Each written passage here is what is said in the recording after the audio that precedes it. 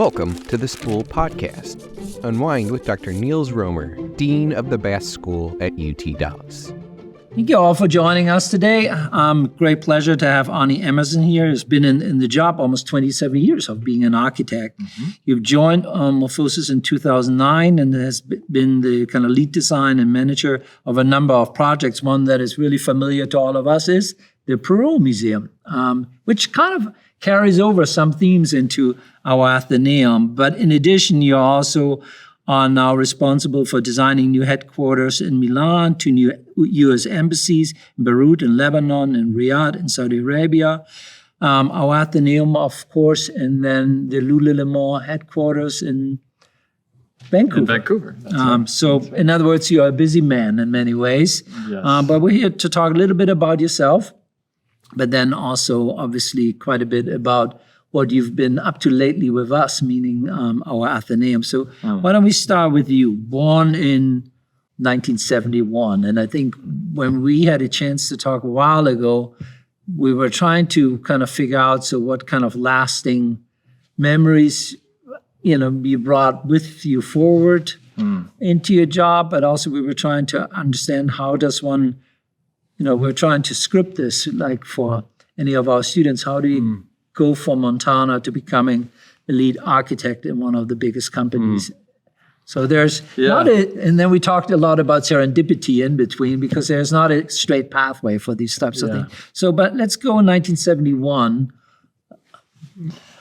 Arne was born? Actually, I was born in Wisconsin. Okay. But my family moved to Wyoming, Casper, Wyoming, when I was 3 years old. Grew up in Wyoming. And knew from a young age that I wanted to be an architect. And the state of Wyoming didn't offer any architectural education, so I had to look elsewhere. Looked at a few schools, and the Montana State University in Bozeman, Montana seemed to be the right fit. It was close. It was cost-effective education. Right. And they had an exchange program between Wyoming and Montana. So I didn't really do a lot of research and understand exactly what it meant, but I knew that it was a good school. There was a good teacher-to-student ratio, and that's where my journey started. Maybe it started before that, but in terms of kind of architectural education, it started in Montana in 1989. 1989. When I graduated high school. But then, and I think that's where I got stuck there, when we talked a little bit about thinking about where you grew up, and then thinking about the architectural creation, all of them are so tied to urban environments and big ones, right? I mean, you don't seem to build in small towns.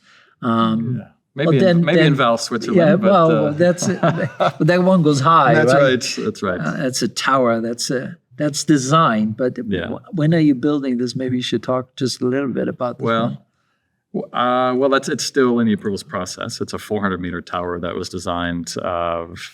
We won a competition for it in a village of 800 people, more of a hamlet of 800 people in a tiny little village in the Swiss Alps. But we'll see. We'll see if that gets done. But the design is unique by its height, but also, I think, is it 1 or 2 hotel rooms on every level? Or it started out as an idea. Well, it's Val, Switzerland is the home of arguably probably one of the top buildings of the 20th century, designed by an Swiss architect named Peter Zumthor, that opened in the mid-90s.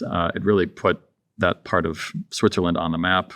It's an absolute exquisite place. It's an amazing place to go. It takes advantage of a lot of the thermal properties that are there, natural spring water.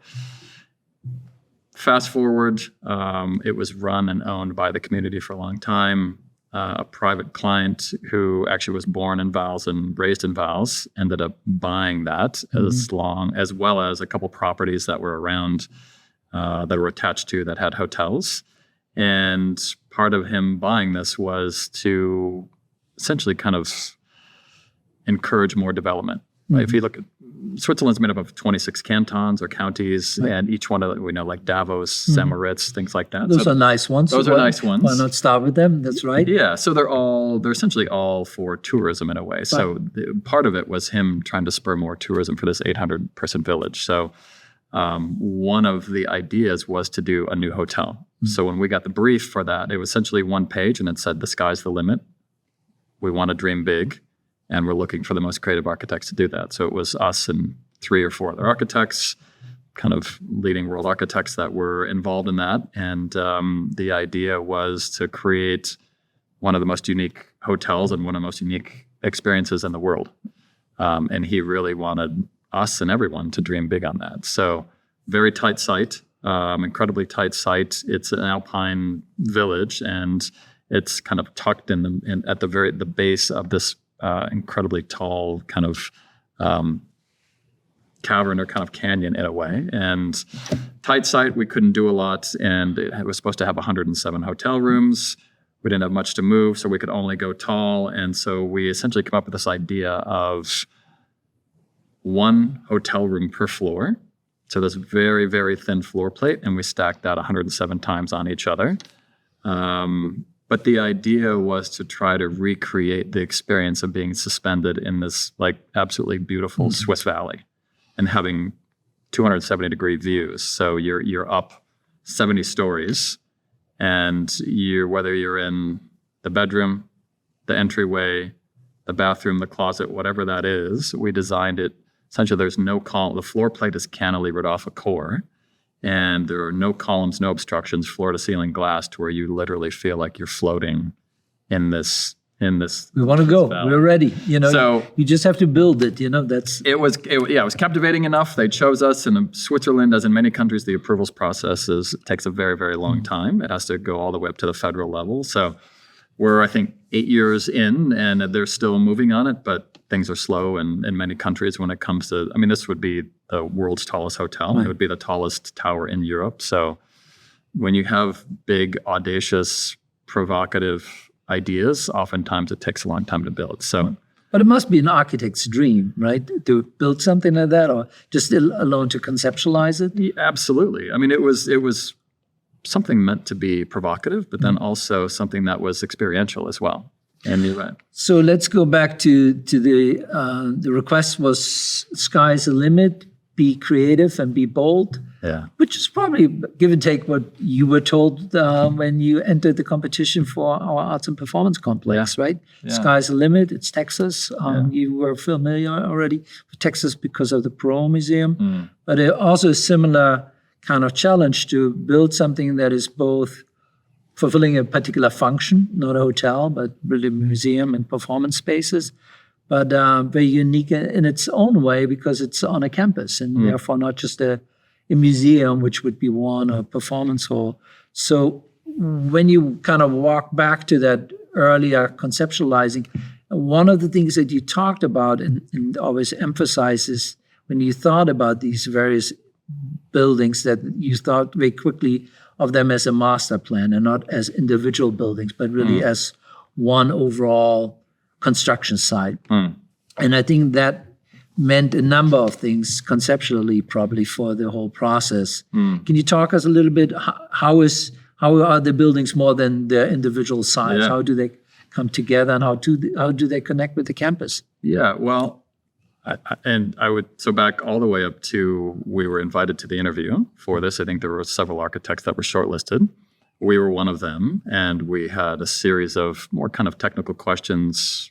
Who are you? Who is your team? How do you manage things, et cetera? And I can't remember or not if there was something about how we would approach it, but we do a lot of university work. University work is really rewarding. It's interesting. Working on campuses is challenging because ultimately you're defining and creating spaces for a learning environment. So we're very much interested in that. How can architecture encourage and shape learning environments? So I brought one slide at the end, because originally it was a parking garage, a 1,100 car parking garage. Always important. It's Texas. Absolutely. Or anywhere in the U.S. Right. And one building. Yeah. But then there was discussions about whether it would be phased or not, and it was supposed to be a music hall in it. There was a music building. There was art.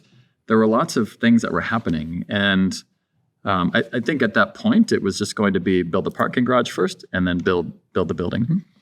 So I put up a slide that just maybe started to raise more questions than answers, and just said, here's your site. We understand what it is, the surface parking lots that are there.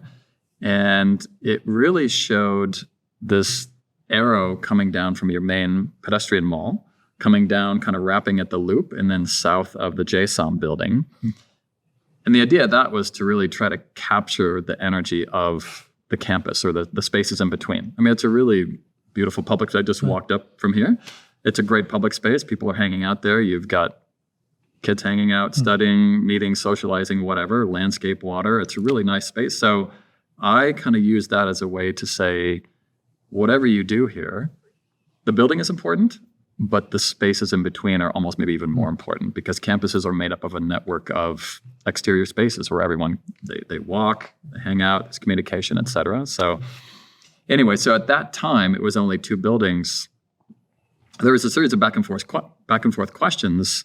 And I realized that there were so many stakeholders that I said, well, for fear of maybe getting rejected from this, I said, I think you might benefit if you stepped back and actually did a master plan, programming, and just a visioning session to make sure that all these stakeholders, because there were many assets and collections at the time. So I just said, if you could do a 4, 5, 6 month process, getting everyone at the table, understanding what the needs are, what the buildings are, then we could probably define that a little bit easier, do a vision and then a master plan for that. So we got the call the next day and said, yeah, so that was us. So we essentially embarked on a 6-month collaboration with everyone to understand, okay, what does this one building really needs to be? And if you want this to be phased and built out at different phases, then it's incredibly difficult to have one building fulfill so many programs, but also be built in multiple phases over years, which almost is impossible. So fast forward, working with all the stakeholders, and we ended up with 2 museums, the music building, the parking garage, and then a large arts and events plaza in the middle. So that was a good interview. You were trying to get a job for 1 building, and you came out of it with a job for 3+, exactly. right, with the garage. Exactly. Well, I think in our experience, again, working with universities and cultural institutions, is oftentimes you're building for the future. Oh, very much so. I mean, this is, I think, we talked about it, that it's, not just for your or my future, but really of the future of all these students who are going to walk through it for years to come. So there's lots of things that we can't even necessarily anticipate for which these various buildings are meant to be designed. But we kind of left you at just being barely born in 1971 and have added on significantly to that. But I think what I understood is another kind of stepping stone in your career was really your time in Denver. And I think, it had significance in many ways. But you ended up working there with Daniel Libeskind, or for Daniel Libeskind, or with a local partner, but on the project that resulted in the addition to the Denver Art Museum. And I think, I had a chance to visit that a couple of times. It's a very unique building, both from the outside as well as from the inside, right? I mean, the inside is almost, well, not more striking, but it's really slants the room sometimes to kind of compress the audience into smaller spaces and really to force them to encounter the art, whether they want to or not. So it's more heavy-handed of sorts, it seems sometimes. Which our building does not have at all. So it just strikes me that if you compare that architectural vision, Daniel had just come out of finishing the Berlin Museum, which dealt with a very specific historical setting, Holocaust, Jewish history, and therefore there were needs for very dramatic architectural gestures. But I guess you repeated some slightly different moves in the Denver Museum, whereas I think, the Athenaeums, they are so about this kind of fluidity of spaces and kind of moving through, but kind of creating space rather than telling people how to move through them. Right. Would that be a way of comparing those two? I think so. Yeah. I mean, I think, the Jewish Museum was very different. It was actually in addition to the existing Jewish Museum in Berlin. So there was a lot of history and context to deal with there, the urban context, the existing museum, and of course, just the kind of nature of the museum itself. And when he won that competition, actually, he completely threw out the brief and just did something completely different, a kind of big conceptual idea that ended up captivating the jury, and they won. You fast forward to the Denver Art Museum, and that was also a museum. And also an addition of, it was an addition to the 1971 Geoponte Museum that was built. Also with its own kind of aesthetic. Also of its own. Preferences, Yeah, so architectural, the context there was kind of rich. But I think the difference there was, this was in 1999, and the director at the time had just come from the Metropolitan Museum of Art, and he was interested in architecture as art. So he was interested also in something that was a little bit more unique, and something where architecture wasn't necessarily background, but it actually played a part in the museum itself. So it had much more of a leading role, if you will, in the museum.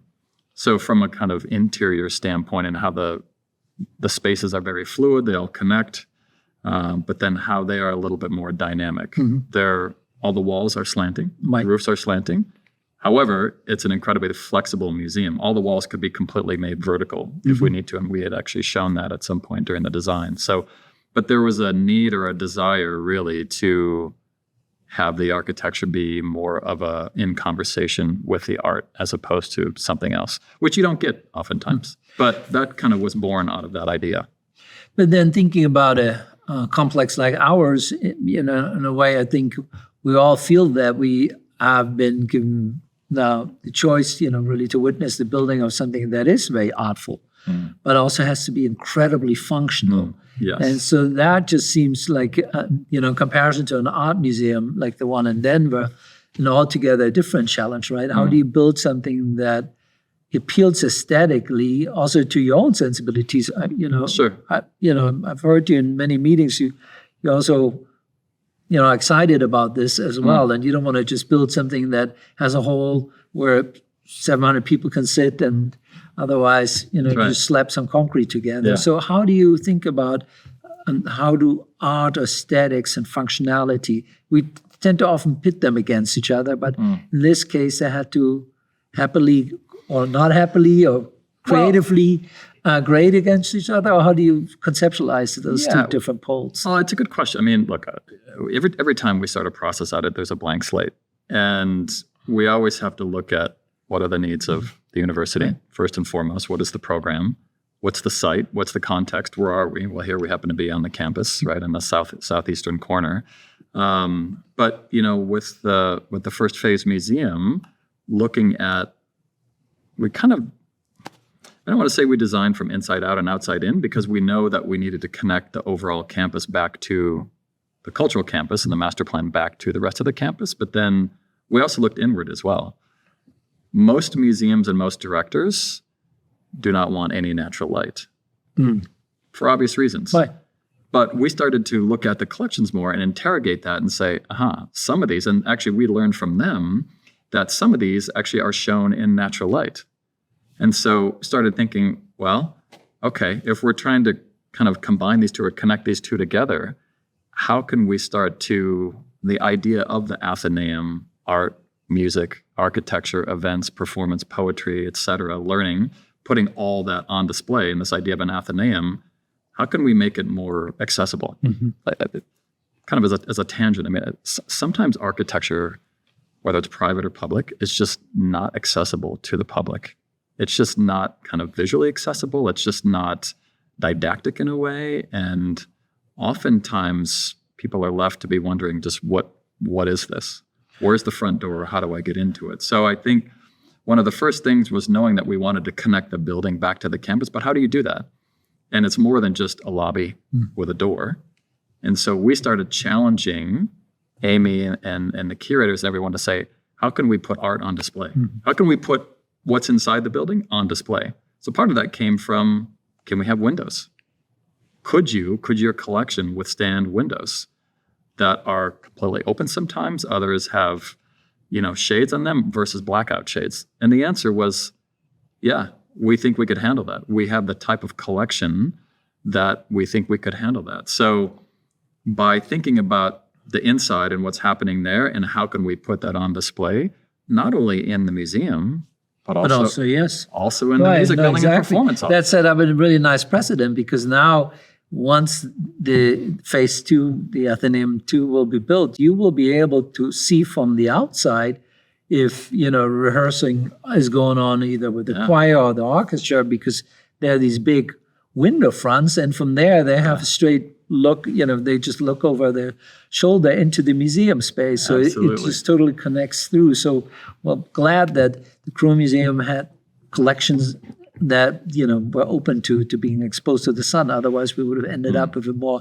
enclosed space, potentially. But no, this works. It really changed everything. Yeah. It really kind of changed that was, I think, the genesis of, in a way, the architecture of how can we put all of this on display, and that kind of larger idea or that narrative. And we're just looking at some final renderings for phase 1 and phase 2, and being in the rehearsal room, and one of our renderings is looking out, and you can see one of the galleries. Yeah, so you're like 40, 50 feet away. Yeah. So you've got people, whether you have students that are rehearsing, choir, et cetera, they're looking into an art gallery, or whether you have a small performance in there. Right. So that's just looking into each other's buildings. But then when you're down on the plaza, you're looking up and you're seeing art, you're seeing exhibits, and you're seeing people that are rehearsing or having a performance, whatever. So I guess that openness also comes from that elevation, right? That the lower level is, so to speak, a little smaller in terms of its footprint. Yes. And then everything else is one level up, which also creates already on the ground level this kind of accessibility, this openness in both of the buildings. Yeah. It's another really strong aspect of it. Let's return one more time to Denver, one more route back, because the other parts is as we're talking about, this is a university, and some of our viewers who will be watching it, they're also always interested, how do you get from A to Z in your respective lives? And I think in particular when one has a chance to learn from someone who's incredibly successful. So how do you move from A to Z? And I think Denver was, really critical for you, because ultimately Denver provided you with a very unique environment where you were able to gain a lot of experience, but actually not in your preferred location at first, right? You initially wanted very much to sign right away with a big architectural company in LA, but Denver turned out to be a very productive detour, or how would you look at that? So early on when I got to college, 89, 90, I was looking at books, studying architects, studying the greats, and there were many, and Daniel Libeskind was one of them. Tom Main and Morphosis was another. There were several others, and I think through the course of my 5 years, reading about them, understanding their work, their approach, their critical thinking, how architecture transcends kind of mere bricks and mortar into something much larger about the city.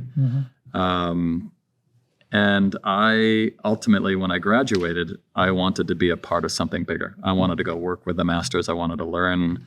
I just wanted to soak that up. Growing up in the American West was amazing. It was inspiring in a certain way, but I also felt that there were limitations, maybe not physically, but more kind of from a mindset. So I tried moving to LA.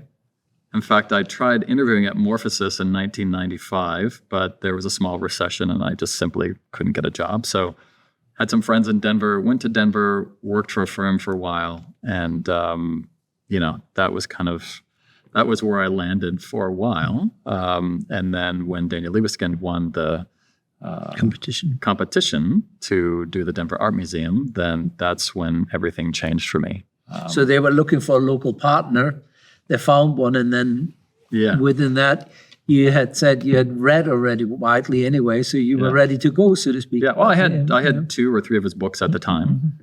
So when he came, and then they were interviewing multiple firms. Ours was one of them, and so I had some of the books and was helping educate some of the senior people in the office about who he was. And look, it was an opportunity. We luckily got selected as their partner.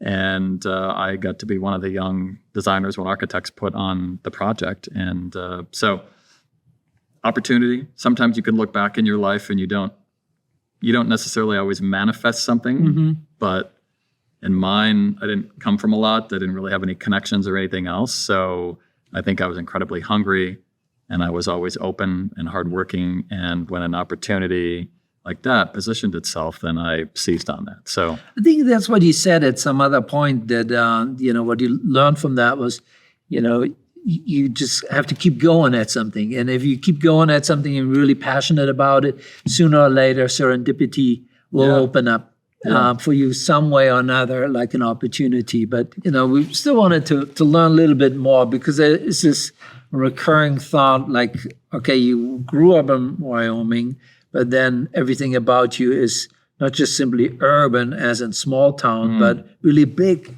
city life. You live in LA, you design in big urban centers for big, companies or purposes. So how does that connect? How does one, bring a kind of awe of nature into this new urban environment? Is it something that connects, or is it just simply the kind of world that came to you once you resided in Denver? I think it's been, I grew up in Wyoming. I didn't get out of the country until I was 29 years old. I didn't fly in a plane until I was 27. Up until roughly age 25, I had only been to 4 states. That's it. So didn't really have exposure to much at all. A lot of those states were South Dakota, North Dakota, Montana, Minnesota, and Wisconsin. And that's about it. So I didn't really have a lot of exposure to anything. The only exposure to Denver was once a year, sometimes twice a year growing up. When we needed school clothes, we would go down. There was an amusement park that was there. So in the fall, we would go down as a family and hang out at a few places and maybe stay over a long weekend. But that's about it. We didn't necessarily go exploring the city. We went to a few places like amusement park and a hotel, and that was it. Shopping probably, right? A little bit of shopping. A little bit of shopping. Yeah. And part of that brought us into Denver. And I think for me, I grew up in a town of about 40,000 people. So not small, definitely not big. Not a lot of architecture there at all, per se. There was, but maybe something that didn't captivate me. But I think in Denver, there were a few things that captivated me. One was called the 16th Street Mall. It's like a pedestrian mall. That's kind of open air shopping in a way. It was this long, linear kind of shopping mall that spans one end to the other end of downtown Denver. And it just had a lot of really interesting spaces. And I didn't put any of this together whatsoever. But I think that must have sparked an interest. I think also growing up in Wyoming and in Montana, everything is like pretty flat overall. That's why you like it around here in Texas, right? Flat, but then there was also these moments of these really kind of beautiful agricultural buildings, whether it's the grain silos or certain things that kind of like these exclamation points on the kind on of the these flat landscapes horizontal. of sorts. Exactly. And kind of nice color and texture. And I don't know if any of this connected with me until much, much later on. But I think to kind of, it's funny, I was just in a lecture in Sophia, and after I got done, the dean of the architecture school got up and he said, first off, how old are you? Second off, how did you get to where you got at such a young age? And why are you doing what you're doing? And I said, first off, how old do you think I am? And it was way completely off. Well, that's nice, right? Yeah, it was very nice. Good. It was very nice. But, I think I don't really know how I got here. I know that I've got this internal passion and drive and interest, and I think ultimately curiosity that drives me. I think I'm hungry. And that combined with this curiosity of wanting to be a part of something bigger, I don't really know where that came from, because the rest of my family, they love Wyoming, they love the smaller town, and that's great. I was the opposite. I couldn't wait to escape even from a young age. And I don't really know why that was, but whatever that is, that has catapulted me or driven me to where I am today. And I think part of it is getting to architecture school and for the first time being exposed to the world and seeing all these great cities, art, and buildings in these books. And you must have been like a sponge, right? I was a complete sponge. I think that's a great term. I was a complete, and I still am a sponge, actually. And I think I wanted to be a part of that because it represented something that was so new to me. Mm-hmm. I didn't know what any of it meant, but I was reading from Tom, from Daniel, from Zaha, Mm-hmm. Bernard Schumi, a lot of these great architects that were talking about art and architecture and city and scale and all these things that I didn't really understand at the time when I was young in school, but it started to mean something to me later on. And I understood that they were maybe chasing after something that wasn't the norm. So if we look at it that way, then in lots of ways, on some level, not much has changed because the passion and curiosity has always been there, right? And so that becomes the thing that actually connects the different parts in your life. Whereas the other part of your official biographies, like the titles, the advancements, and so on and so forth, and they're parallel, but they're not always necessarily identical. But nonetheless, there's always, maybe at the time or from looking back, was your job in Denver, was that the first big job where you thought, this is really kind of catapulting me into something new because of the kind of learning environment that you were just in, which must have been quite intense working with Daniel, right? Or because of literally the job and the assignment that you thought like, okay, this is my first, coming out of this, I will be different from the way I entered it. Or did it come later? Or? When I was working in Denver, I designed probably 3 or 4 buildings. So I was definitely learning and growing and understanding just what it meant to be a young architect.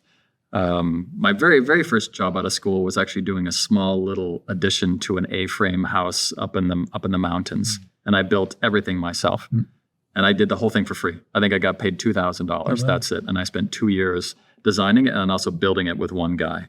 And I learned so much about that. I learned what it meant to coordinate, to be hands-on, and just like everything. And it was crazy because I was working nights and weekends, but I was absorbing what my craft was and what it meant to be an architect. The buildings that I was designing for the smaller office that I worked for were some university buildings and things like that. But there wasn't always a critical discourse that was around that. That's why I was drawn to people like Daniel and Tom and others. And then when I started working on the Denver Art Museum, that probably was the first building that changed me entirely. Because number one, I met Daniel. He's an incredible thinker. He challenges you. He's curious and is constantly wanting to just kind of push connections and strive for something larger. So that really started to feed into my own inner curiosity. And that first building changed me because that was an art museum, that was a parking garage, that was a co-development that was wrapping it. It was an arts plaza. And what was great about that is that I, for the first time, saw the planets aligning in terms of architecture and how powerful an idea could be. The idea was so strong that not only the director of the museum, the curators, but the mayor of Denver, the governor of Colorado, the head planner, everyone was in complete alignment as to how powerful this idea was. The architecture was there. It had a certain look and feel, but the larger urban ideas and the social impact on the city and on the community and the culture is what resonated and transcended and ultimately brought everyone together. So the architecture and the design was one thing for sure, but I think what captivated me even more was seeing the power of an idea. What could kind of bring everyone together. And just, we cantilevered 200 feet over a road and another building. We closed streets. We did all these things that in the built environment and what we do are incredibly difficult to do. But watching everyone in lockstep redefining the codes and the zoning and the regulations in order to make that work ultimately is what I think kind of inspired me into the idea of like the possibility of what architecture and the idea. Right. Like Vitruvius Roman architects said, ultimately as architects, we gain consensus. And if you can get everyone, if we can come up with the power of an idea, it doesn't have to be a big idea that everyone can get behind, and they take that and it has its own life. I think that's, if we can do our job the best, then that's ultimately what we do.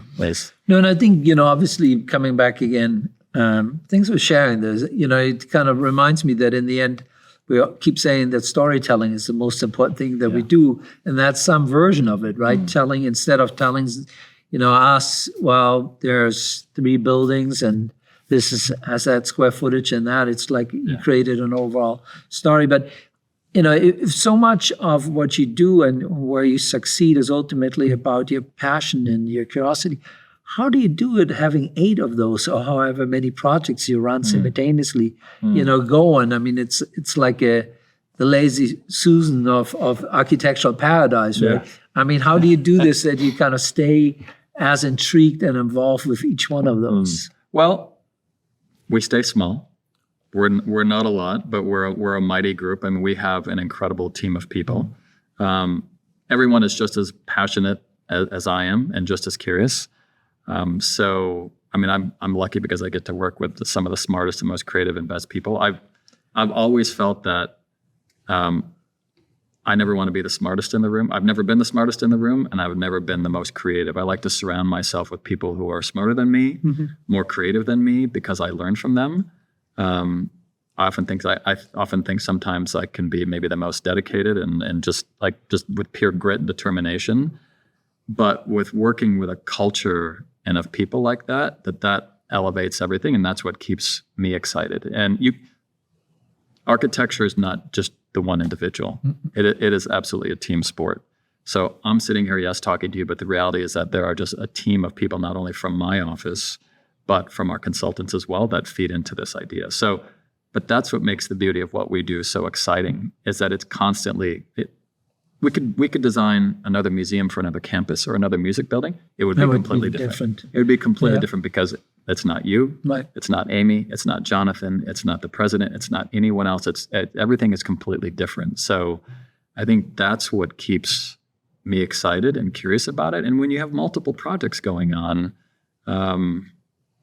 again, if you can come up with that big idea that resonates with everyone and gets you excited about it, and then it takes on a life of its own, that's where we feed off of that energy. Oftentimes it becomes like a ping pong match. I think Renzo Piano once said, he kind of like used an analogy for architecture, is that one person serves the first volley, and before you know it, everyone is serving back 25 balls coming back, right? And you don't know who started it. No. And ultimately it just becomes this collaboration, this back and forth. So... No, I mean, I've been enjoying this very much, and I've been also enjoying, again, a chance to talk a little bit more to you. So thank you again for joining us. Yeah, you're welcome.